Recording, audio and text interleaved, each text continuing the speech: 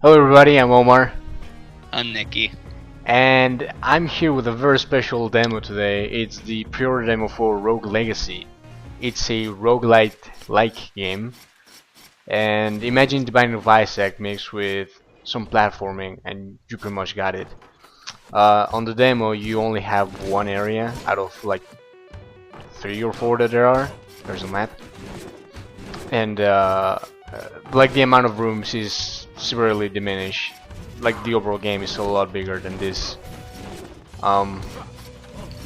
Imagine this is also kind of a Castlevania kind of game. You have your sub weapon which operates on magic. To activate you press X.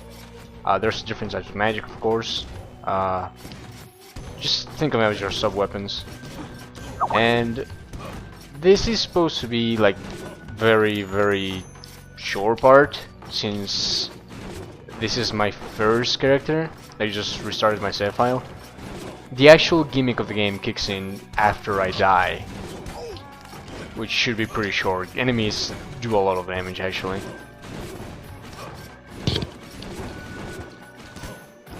Yeah, you're already pretty low on health. It's a green thing in the top left, right? Yes. The blue thing is my mana, and that's what I use for my sub weapons.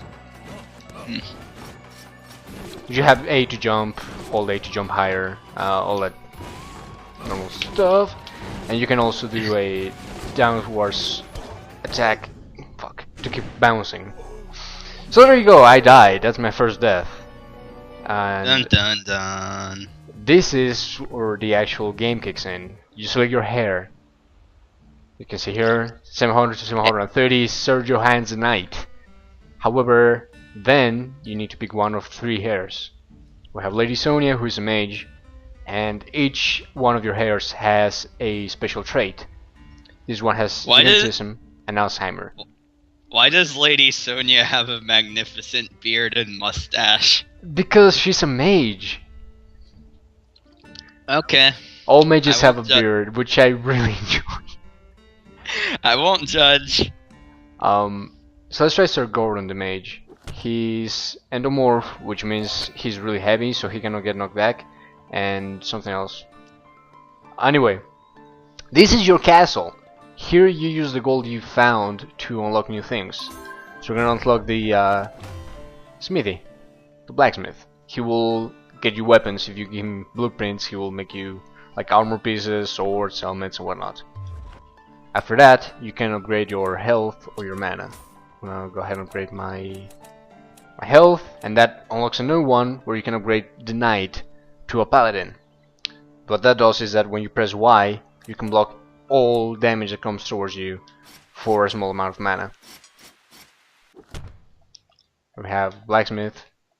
I don't think he can do anything yet. Oh yeah, he can. He can make a sword for 250. There's all types of stuff here, as you can see. There's a bunch of armor, a bunch of helmets and whatnot, capes. And this guy is nearsighted, which means that everything away from him will be blurry. That's cool.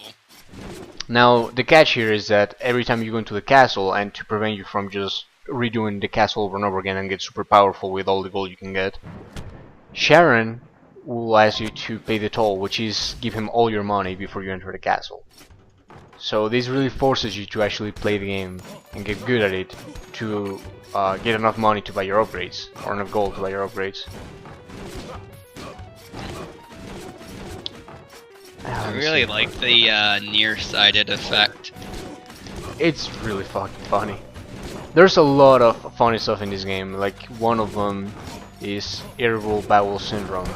So basically what that means is that you... Damn, I died fast. That means is that whenever you jump, you fart. And there's a drama, like this one, he's stereo blind, so he cannot see in 3D. So when you flip, instead of just moving the sprite, it's just like completely flat. System doesn't do anything. You should do the stereo blind one. Alright. Tourette's one means that whenever you get attacked, you start cursing. Oh, that's cool too. So that was a really crappy run. I have nothing I want to buy or can buy, so I'm just gonna go ahead again. And the cool thing about this is that even though the demo is very limited and it only has 100 rooms, as you can see there, I'm flipping. It's like I'm playing Paper Mario. Okay, these things you need to hit in a downward swipe to make them open. Controls very tight, very responsive and very nice. Which is definitely needed for later parts and bosses where you definitely need to maneuver around enemies. I really like the visuals in this game so far, especially with the stereo blind and all the different effects. Like right now it really looks like Paper Mario. The game is amazing, I'm really enjoying it. When's the game coming out? As I said, it's really hard. It's supposed to be coming out in a month or two. They don't want to say a specific date just in case anything goes wrong. But that's... Yeah. Damn! That's what they're aiming for. Enemies that hard this early on usually have like really good stuff. So you really want to try and overcome them, but damn, sometimes it's hard. Did that say Sir Taco? Yes, Sir Taco the Barbarian. We have That's awesome. Lady Lisa the Mage and Lady Faye the Knight. I think I'm gonna go with Lady Lisa for now to show you the clock. A very Castlevania-ish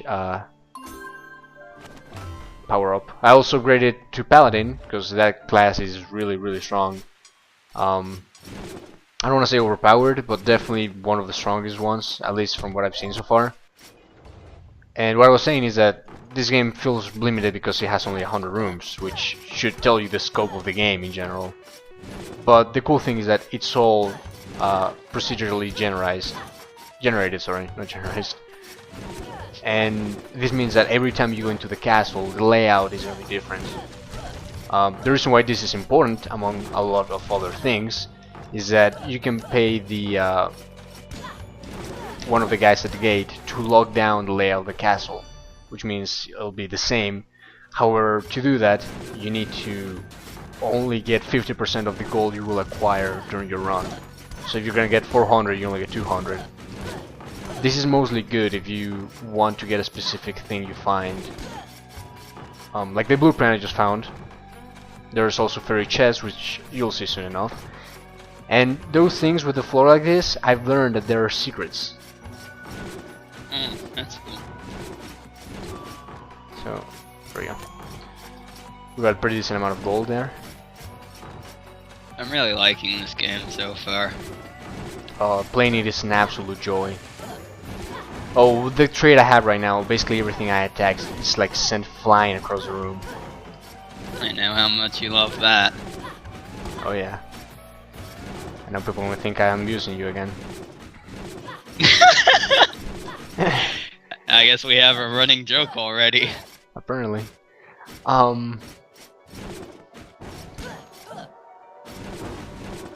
This game gets really hard. Like the more things you want to unlock and do, it gets viciously hard.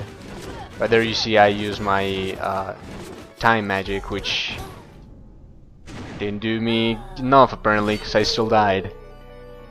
Oh, that time effect was cool. It actually looks like something out of Castlevania. What was it? Dawn of Sorrow. Yeah. We're gonna use Equip Up, which will build again our tower. And then we get the Enchantress and the Architect. The Architect is a guy who locks down the castle for 50% of your money. So let's get him just because, which also unlocks more traits.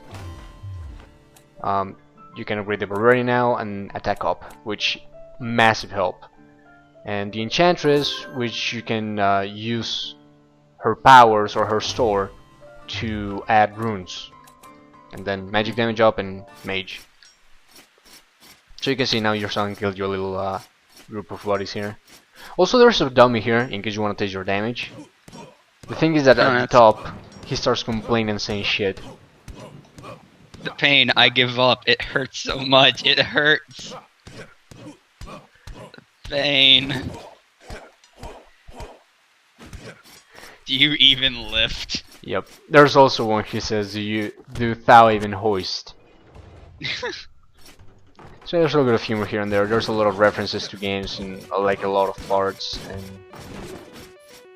I'm gonna say it's a homage to a lot of older games, which is pretty nice. Another thing I didn't show is that whenever you pause or you're in the main screen, you have stats for everything. So you can here see your magic-esque stats. And for example, mage I'm playing as right now has that every kill gives me 10 mana. I have low strength and HP, but high intelligence and magic MP. So the problem with this is that whenever I use spell, I'm gonna do more damage, and whenever I kill something, we get mana back. So this is a very spell-centric character, which for me is not that great because I'm very used to swiping at enemies. But the playstyle changes completely depending on your class. Like if you're the knight or the paladin, you will definitely be doing a lot of more melee attacking than the spells. With this guy, you won't do any damage with that, so you need to use your spells constantly, especially with the fact that you're encouraged to do so by the fact that every kill regenerates your mana. Ain't a dad again, damn. This game looks like I put quite a few hours into the Binding of Isaac. Not as much as most people, but I still thought it was fun. This looks like it'll completely wreck it. Oh yeah, definitely. I really enjoy the Binding of Isaac, but just this game. This game. So I'm gonna rate my damage. If I can kill stuff easily, I don't die as much. So I can already see what type of equipment I have. Everything's pretty pricey. I want to get that sword, which gives me 10% gold bonus, but you need 900 gold to unlock that. Hopefully I get some fairy chests soon to show you guys what it does. Those things are sometimes viciously hard, sometimes you can be cheap and just get them, but every room gives you new abilities. And those abilities definitely help you like throughout the castle. There's like an air dash, well, or a dash that you can use midair, so it's kind of an air dash slash dash. There's double jumping. There's getting mana and getting health from enemies that you kill. And as I said before, this is my paladin, which is just upgraded, so I can block at the expense of mana, which for that one was probably a bad idea because that took a lot of mana. Yeah. Drops like health and mana and whatnot are very scarce in this game. They really don't want you to live for long, as shown by the amount of traps I'm dodging here.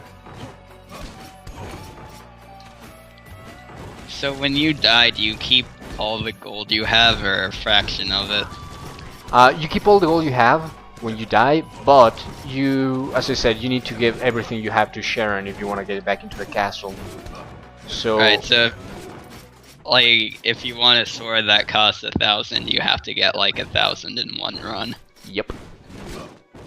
Does the sword stay unlocked if you do that, or would you have to do it every time? No, all equipment and runes and whatnot stays unlocked once you unlock it and equip it and whatnot. Because, okay, for the runes for example, you need to find a rune and then you need to pay the enchantress to actually unlock it. However, once you do that, it's like there forever and you can switch back and forth between runes. With her though, not like in the middle of a castle run or anything like that. Yeah. That's pretty cool. This game has a lot of content to it. I cannot stress that enough. For example, the thing I said, you need to pay Sharon all your money, but if you find a special item, which is like a Sharon token, you can go back into the castle without giving any money back. They should give you some scope of how big the map is gonna be. There's a ton of things. This is like a Metroid map. I'm getting a lot of Metroidvania feels actually right now. I'm sorry if you don't like that term, but I love it. So I think it's a fitting term. I think a lot of people don't like it because it's stupid sounding, but it does have a lot of Metroid and Castlevania elements, so I think it's fitting. As you can see, I'm almost dead again. So is the demo just for people who've pre-ordered it? Yes, this is a pre-order only demo. However, they're building a public demo. I do not know how different it's gonna be from the from this one, because this version of it is also different from the press release. The press release had a few more classes and they tweaked some things. Apparently, the bosses, for example, drop rare equipment, which oh my god, they did not before. So this here is one of the fairy chests. This is what I was talking about. You need to get through here with that objective. You have no HP. And if you do it, you get to the chest and you get to open it. If you fail for good. You cannot retry or anything like that. But those have usually very decent runes and equipment and whatnot. You did a good job. God damn it. I'm definitely gonna have to get the public demo when it comes out, because this shit looks awesome. Oh, it's amazing. I cannot recommend this enough to anyone. I think I'm gonna summon Sir Taco, the paladin. He has Alzheimer's and Tourette's. I've yet to play with a guy with Alzheimer's. I'm gonna assume that he cannot find his way on the map. Yeah, I guess the map will show up blank or something. I have enough money to upgrade my damage and maybe a class. Do you rather see Barbarian or Mage? It's up to you. I'm gonna upgrade that, and oh, I cannot do either one apparently. How come? I'm missing 20 gold. Oh. So I'm gonna upgrade my HP instead, and I think I'm gonna upgrade my mana as well. So again, 50 coins, not much I can do. However, I got new runes. So let's see how much that's gonna be. I have the Bolt Rune Sword, which lets me jump in midair. I have the Sprint Rune, both 200. You can stack multiple ones, so if you get, for example, the helmet piece that lets you jump twice, and then you get the sword piece that lets you jump twice, you can jump 3 times. Oh, that's awesome. So you can stack a bunch of things however you want. You can stack, for example, the ones that give you health after each kill. So with each kill you just heal a ton. It always makes me happy in fighting games when I find out that the character I'm playing as can triple jump or something. I like double jump the best. Triple jump is nice, but it's really rare. But double jump in games is usually what really... It's like one of the selling points. If you tell me a game has double jump, I'm gonna consider it more than if it didn't. So you can see the knife for this part is amazing. Yeah. The paladin is definitely one of my favorite classes just because you can block. Lets you maneuver a lot. Like there's some parts with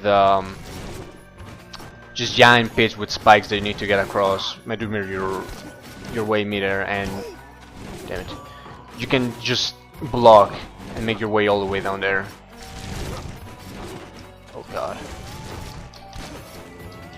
Now this part where it starts getting really hard, because things that tell you for the fairy chest to kill all enemies usually have really strong enemies. Yeah.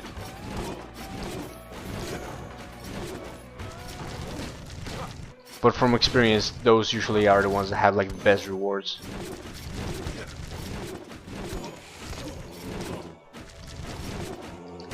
Oh, come on!